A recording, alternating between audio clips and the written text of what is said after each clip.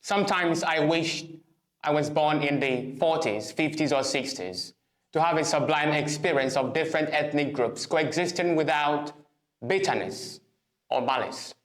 Before the federal elections of December 1959, there was a famous conversation between Dr. Nnamdi Azikiwe and Alhaji Ahmadu Bello. In the conversation, Azikiwe said, "Let's forget our differences." Bello countered him and responded, "No, let's understand our differences. I am a Muslim and you are a Northerner. You are a Christian and an Easterner. By understanding our differences, we can build a unity in our country." The conversation has lent itself to several interpretations. Yet, the gist of this conversation is very clear. The political legends did not disagree that there were cultural differences in Nigeria. Both men were correct in their statements. They only had a misunderstanding over the influence of these differences on Nigeria's unity. It is more correct to say that the Bello adopted Azikiwe's statement but gave it a more realistic tone. There is no way we can achieve unity, equality, or justice without articulating and understanding what makes us different. For instance, a man who lives with a woman in marriage without first knowing her likes and dislikes will only end up doing what she dislikes.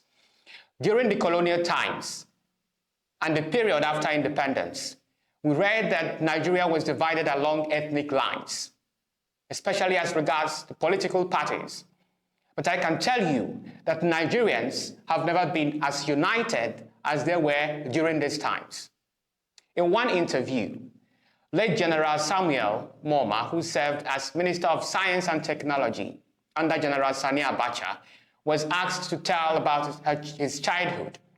General Moma said, and I quote, "I must say that I am very privileged to be a detribalized Nigerian in the sense that I am of Eastern extraction, but I was born in the North. In those days, we never cared whatever tribe you were. My father was a clergy at St. Peter's Primary School. We used to have members from various tribes there. We are recalling those days, good days, with nostalgia. Ah, how fascinating those days were. But I have another story to tell you. After the January 1966 coup, which killed top politicians in the North and West, a vacuum was created in power. General Aguiyi Ironsi, the Nigerian highest-ranking officer, took control and foiled the coup plotters' plan. As head of state, Ironsi kept the plotters in detention while he traveled across the country to ease tensions.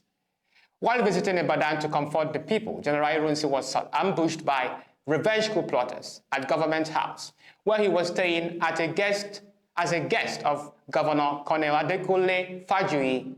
The plotters, led by Major Danjuma, confronted Ironsi. The plotters demanded that Governor hand over General Ironsi to them, but he flatly refused. He told the coups to arrest General Ironsi only after he left Ibadan, not while he was under his protection. And the governor also quoted the Yoruba saying that the guest is always protected until they leave. He refused to hand over General Ironsi, his visitor, and said he did rather be arrested together with Ironsi than betray his guest trust. Fajuyi and Ironsi were later murdered together. Fajuyi's loyalty to Ironsi was unwavering, and he gave his life to stand by his friend despite their cultural differences. Now, why am I telling all these stories? Today, there are still Nigerians, known and unknown, who exhibit this unity and diversity in their lives.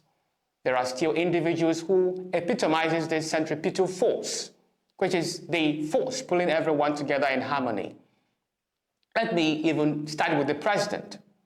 Despite my disagreement with his governance, I still feel obliged to point out the truth about him. During the 2023 elections, when President Tinubu ran a Muslim ticket, Christians were seen saying, "Oh, we are going to be Islamized." But these same people lost consciousness that the president's wife, Mrs. Oluremi Tinubu, is a Christian, and not just a Christian. She is an ordained pastor of the Redeemed Christian Church of Nigeria. No fanatic Muslim would have a Christian as a wife, and vice versa. Today, who is still talking about the Muslim measure of President Tinubu? Absolutely no one. This trending news, the trending news now is hunger and bad governance. Even the North, that has the highest concentration of Muslims, are leading in the protest against Tinubu's government. Away from this, do you know about the dancing governor?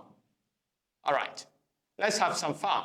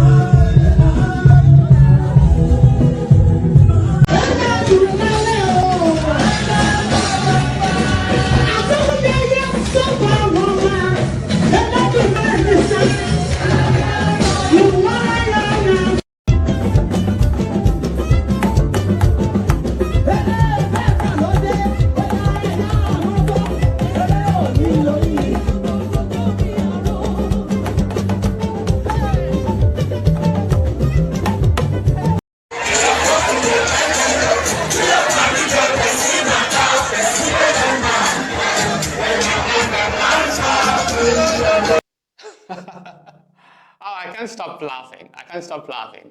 The dancing figure you just saw in that video is the famous Governor Ademola Adeleke of Osun State. Many Nigerians know him as one of the most entertaining politicians in Nigeria because of his unique style of dance.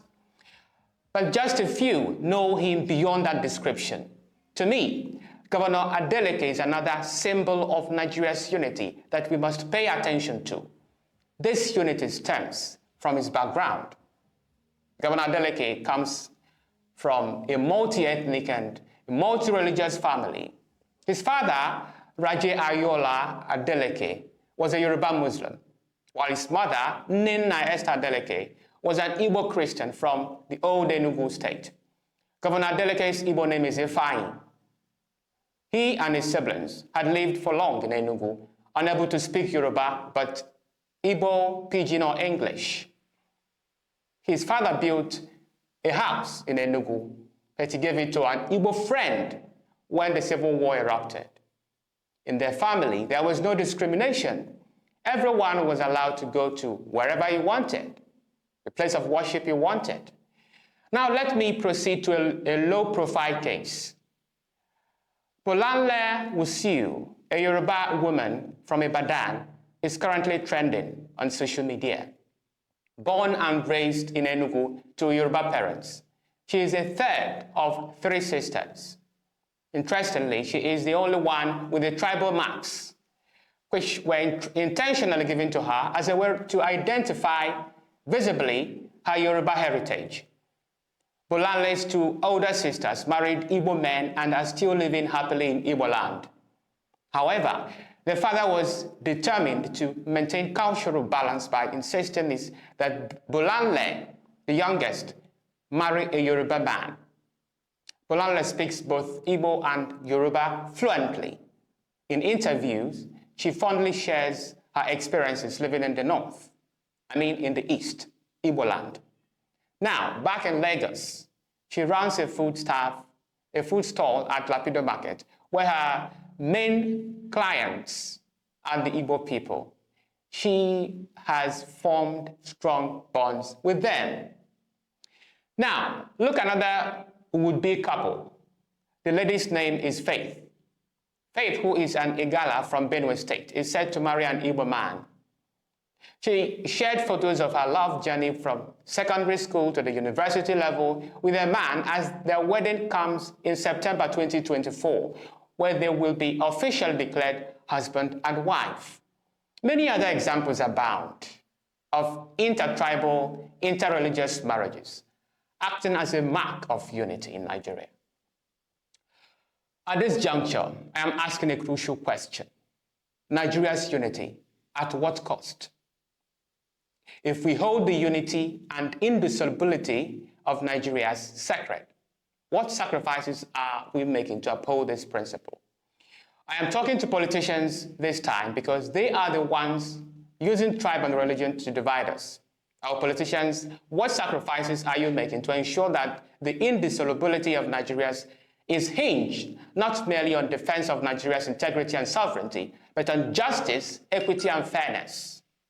These questions are yours to answer.